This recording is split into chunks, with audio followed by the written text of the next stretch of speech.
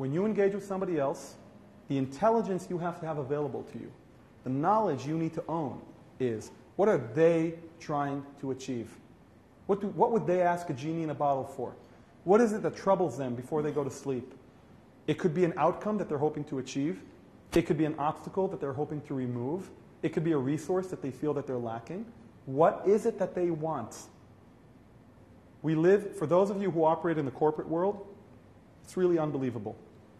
Never in the history of humanity has humanity as a species had ownership over more resources than we have today. We are the richest as a species than we have ever been in history, and yet we have never suffered more the sense of lacking resources.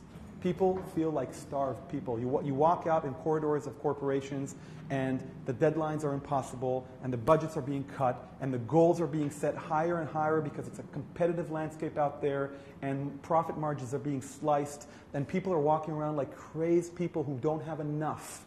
And then they walk around and every person they see, what can I get from you? What can I get from you? What can I get from you? What can I get from you? You walk around looking at people as an opportunity for gaining resources. Huge, huge mistake. Crisis is an opportunity. It's a cliche, and cliches are usually cliches because they're true. And if people who feel starved for resources are in a crisis, your opportunity is to be the first person to be an asset to these people and say, here's what you want, here's how I think I can provide it for you. If you cannot reverse engineer from their needs to your needs, if you cannot find a way of positioning your opinion as a means to achieving something they want, your likelihood of persuading them, very limited. And it doesn't even matter if you have authority. In fact, authority is a trap. Because when we have authority, we don't feel the need to persuade. And then when you remove authority, you're left with nothing. Whereas when you actually persuade somebody, it will last. And so the key in unique added value, which is very counterintuitive to the way we argue and the way we persuade, is we are looking for an understanding what the other person wants. Contrary to the default, which is, I'm persuading because there's something that I want. I want you to stop eating meat. I want you to support that political party. I want you to come to this rally. I want you to buy this product. That's what I want.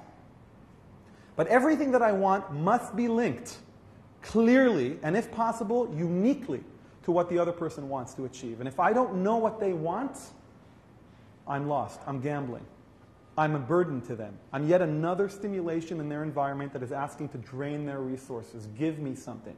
But they're like you. They're walking around thinking, what can they get? And so the first person who's going to walk up to them differently than the others and say, I think I have a way of helping you achieve this. It's called leading with value. And it's the relevance test. When they hear you for the first 3 seconds, they're asking themselves, is this person relevant to me? Why? Because I don't have time.